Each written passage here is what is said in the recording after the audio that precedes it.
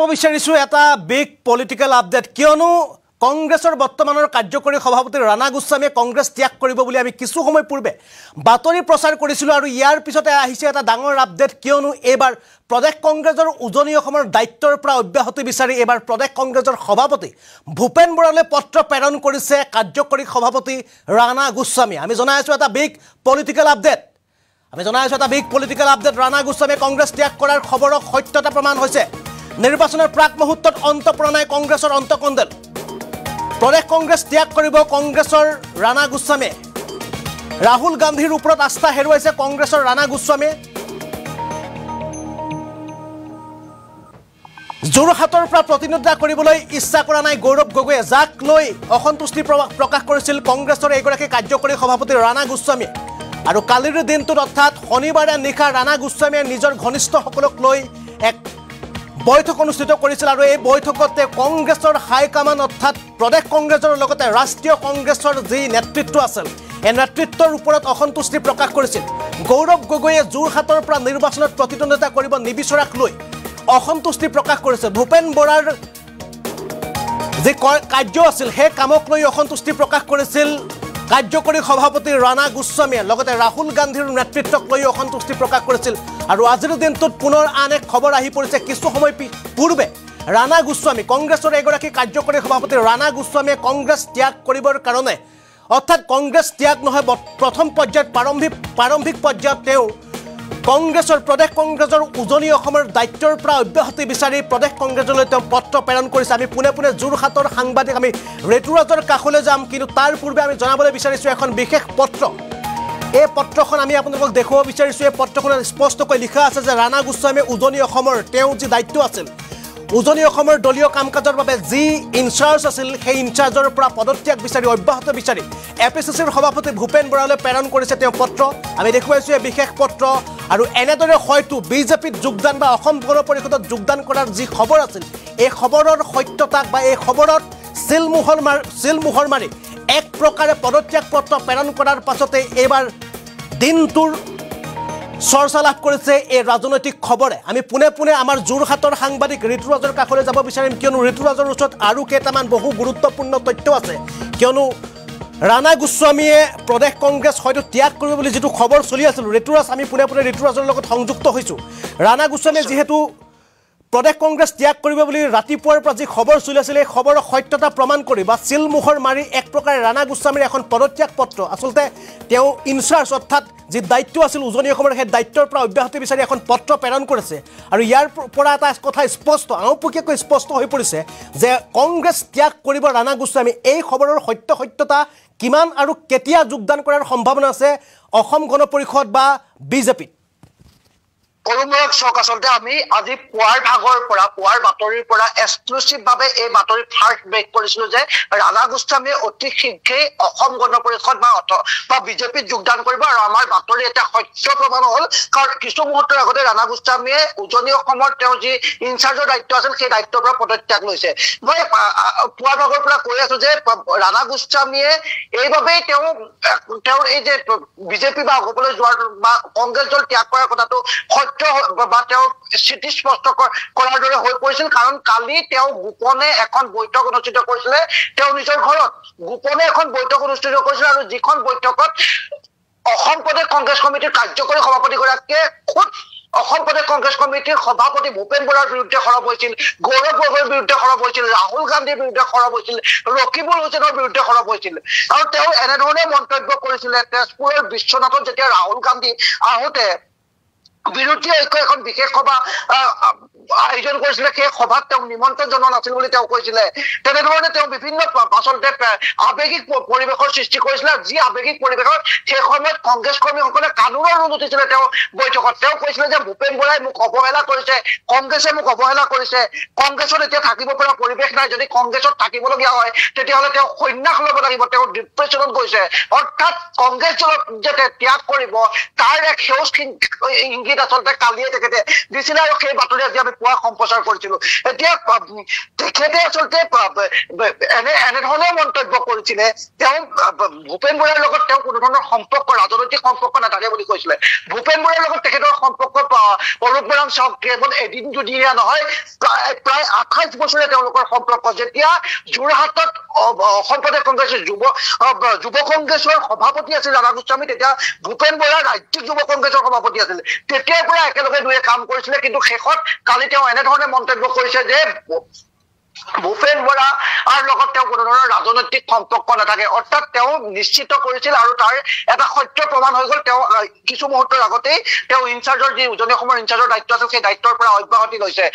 অৰ্থাৎ ৰাধা গোস্বামী অতি সোনকালে বিজেপি বা এজিপিত যোগদান কৰিব আমাৰ হাতত যিমানটো তথ্য আহি পৰিছে হয়তো তেওঁ 28 তাৰিখে গুৱাহাটীত বিজেপিত যোগদান কৰাৰ পূৰ্ণ সম্ভাৱনা আছে আৰু তেওঁ বিশেষকৈ তিতাবৰ সমষ্টিৰ পৰা প্ৰতিনিধিত্ব কৰাৰ বাবে টিকেট বিচাৰিছে যদি তেওঁৰ পৰা টিকেট পায় নিশ্চয়কৈ তেওঁ বিজেপিত যোগদান কৰিব যদি তেখেতে অগমত যোগদান কৰে তেতিয়াহ'লে কিন্তু তেওঁ তিয়কৰ পৰা টিকট বিচাৰিব যিকোনো এটা সমষ্টিত টিকট কনফাৰ্ম হ'লে তেওঁ বিজেপি বা অগমত যোগদান কৰিব 28 তাৰিখে হয়তো তেওঁ বিজেপিত যোগদান কৰাৰ পূৰ্ণ সম্ভাৱনা আছে অৰূপ আৰু এটা কথা এই মুহূৰ্তত ক'ব লাগিব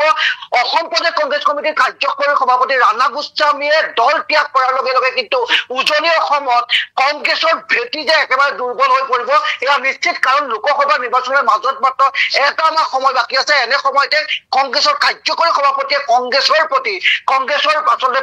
তেওঁৰ সতীৰ্থসকলৰ তেওঁৰ শীৰ্ষ নেতাসকলৰ প্ৰতি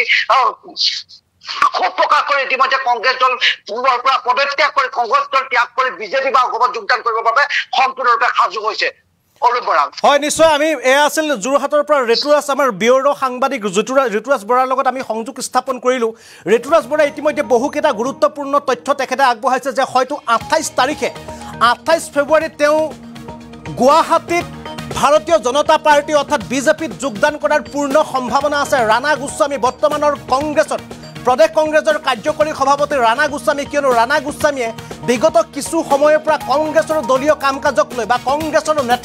নেতৃত্বক লৈ তেওঁ অসন্তুষ্টি প্ৰকাশ কৰিছিল আনকি ৰাহুল গান্ধীৰ নেতৃত্ব বা ৰাহুল গান্ধীক লৈও তেওঁ অসন্তুষ্টি প্ৰকাশ কৰিছিল আৰু শেহতীয়া পৰ্যায়ত আমি জনাইছিলোঁ যে গৌৰৱ গগৈয়ে যোৰহাট লোকসভা সমষ্টিৰ পৰা তেওঁ নিৰ্বাচন খেলিবৰ কাৰণে ইচ্ছা প্ৰকাশ নকৰাক লৈ তেওঁ আস্থা হেৰুৱাইছিল অৰ্থাৎ তেওঁ ভাল পোৱা নাছিলে এই বিষয়টো ভাল পোৱা নোপোৱাৰ পিছতে আমি আচলতে ৰাণা গোস্বামীয়ে কংগ্ৰেছ ত্যাগ কৰা এই খবৰ আচলতে বিগত মাহৰ প্ৰথম চোৱাৰ পৰা এই খবৰ হৰপ চৰ্চা হৈছিল অসমৰ সংবাদ মাধ্যমত কিন্তু তাৰ পাছতে এই খবৰৰ কিন্তু মিছা প্ৰমাণ কৰি বা সংবাদ মাধ্যমত প্ৰচাৰ লাভ কৰা এই খবৰ এক প্ৰকাৰে মিছা বুলি ৰাণা গোস্বামীয়ে নিজে সংবাদ মেলত তেওঁ সদৰি কৰিছিল আৰু এই খবৰৰ যদি সত্যতা সম্পৰ্কত কোনোৱে যদি প্ৰমাণ দিব পাৰে তেন্তে ৰাণা গোস্বামীয়ে তেওঁ পৈতৃক সম্পত্তি প্ৰায় 2 কঠা মাটি সেইগৰাকী ব্যক্তিৰ নামত লিখি দিম বুলি ৰাণা গোস্বামীয়ে এক প্ৰকাৰে এই খবৰক নৎসাত কৰিছিল কিন্তু গুৰুত্বপূৰ্ণ কথাটো হ'ল ৰাণা গোস্বামীয়ে আচলতে কংগ্ৰেছ ত্যাগ কৰিব বিচৰা এই প্ৰদেশ কংগ্ৰেছ ত্যাগ কৰিব বিচৰা এই খবৰ কেতিয়াও ভুল নাছিল কিয়নো ৰাণা গোস্বামীয়ে বিভিন্ন সময়ত শেহতীয়া পৰ্যায়ত প্ৰদেশ কংগ্ৰেছৰ বিভিন্ন দলীয় কাম কাজৰ পৰা ৰাণা গোস্বামীয়ে যিমান পাৰে নিজকে আঁতৰাই ৰাখিছিল বা দলে তেওঁলোকৰ বহু কাম কাজৰ পৰা ৰাণা গোস্বামীক তেওঁলোকে আঁতৰাই ৰাখিবলৈ চেষ্টা কৰিছিল শেহতীয়াভাৱে যদি এটা উদাহৰণ চাবলৈ যোৱা হয় তেন্তে যোৰহাটত যেতিয়া ভাৰত জোড়ো ন্যায় যাত্ৰা চলিছিল তাত কেৱল প্ৰদেশ কংগ্ৰেছৰ সভাপতি ভূপেন বৰাৰ বিৰুদ্ধেই যে গোচৰ ৰুজু হৈছিল তেনেকুৱা নহয় ৰাণা গোস্বামীৰ বিৰুদ্ধেও জামিনবিহীন গোচৰ ৰুজু কৰা হৈছিল বা ৰাণা গোস্বামীৰ বিৰুদ্ধেও গোচৰ ৰুজু কৰা হৈছিল কিন্তু ৰাণা গোস্বামীয়ে তেওঁৰ বিৰুদ্ধে থকা গোচৰত কিন্তু তেখেতে জামিন লৈ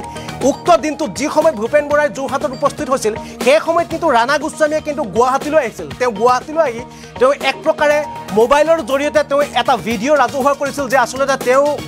কংগ্ৰেছৰ লগত কোনো সংঘাত হোৱা নাই তেওঁ বিশেষ এটা কামৰ কাৰণেহে দলীয় কামৰ কাৰণেহে গুৱাহাটী মহানগৰলৈ আহিব লগা হ'ল বুলি তেনেধৰণৰ এটা তেওঁ ভিডিঅ' ক্লিপ অৰ্থাৎ তেওঁ নিজে ভিডিঅ' কৰি মোবাইলত এটা ভিডিঅ' কৰি তেওঁ ৰাজহুৱা কৰিছিল সদৰি কৰিছিল কিন্তু তাৰ পিছত তেওঁ স্পষ্টকৈ জনাইছিল যে অসম গণ পৰিষদে হওক বা বিজেপি হওক কোনো দলে তেওঁৰ লগত যোগাযোগ কৰা নাই বা কোনো অন্য ৰাজনৈতিক দলৰ লগত তেওঁ যোগদান কৰাৰ কোনো প্ৰমাণ নাই প্ৰমাণ যদি কোনোবাই দিব পাৰে তেনেহ'লে তেওঁ বিজেপি কিয় কংগ্ৰেছ কিয় সেই যিগৰাকী ব্যক্তিয়ে প্ৰমাণ দিয়ে সেই ব্যক্তিগৰাকীৰ বিৰুদ্ধে তেওঁ সেই ব্যক্তিগৰাকীক পৈতৃক সম্পত্তিৰ 2 কঠা মাটি তেওঁ লিখি দিম বুলি তেওঁ স্পষ্টকৈ জনাইছিল কিন্তু এতিয়া সম্পূৰ্ণ কথাটো ওলোটা হৈ গ'ল কথাটো সম্পূৰ্ণ পৃথক হ'ল কিয়নো এতিয়াও মুখ ফুটাই নকলেও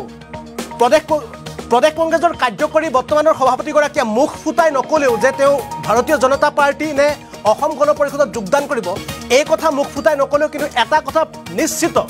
এটা কথা সত্য যে প্ৰদেশ কংগ্ৰেছৰ কাৰ্যকৰী এগৰাকী সভাপতিয়ে কংগ্ৰেছ দল ত্যাগ কৰিব কিয়নো আজি তেওঁ দলৰ পৰা প্ৰথম প্ৰাৰম্ভিক পৰ্যায়ত তেওঁ উজনি অসমৰ যি দায়িত্ব আছিল 4খন জিলা শোণিতপুৰ ধেমাজি লখিমপুৰ বিশ্বনাথ চাৰিআলি এই 4খন জিলাৰ দলীয় কাম কাজৰ বাবে তেখেতক দায়িত্ব প্ৰদান কৰা হৈছিল দলৰ ফালৰ পৰা উজনি অসমৰ এই 4 জিলাৰ দলীয় শক্তি বৃদ্ধি কৰিবৰ কাৰণে ৰাণা গোস্বামীক দায়িত্ব প্ৰদান কৰাৰ পিছত সেই দলীয় কাম কাজৰ পৰা অৰ্থাৎ ইনচাৰ্জ অৰ্থাৎ দায়িত্বৰ পৰা তেওঁ অব্যাহত বিচাৰি তেওঁ পত্ৰ প্ৰেৰণ কৰিছে আৰু এই পত্ৰ ইতিমধ্যে ঋতুৰাজ যোৰহাটৰ পৰা আমাৰ সাংবাদিক ঋতুৰাজে জনালে হয়তো 28 ফেব্ৰুৱাৰীত গুৱাহাটীত যোগদান কৰাৰ পূৰ্ণ সম্ভাৱনা আছে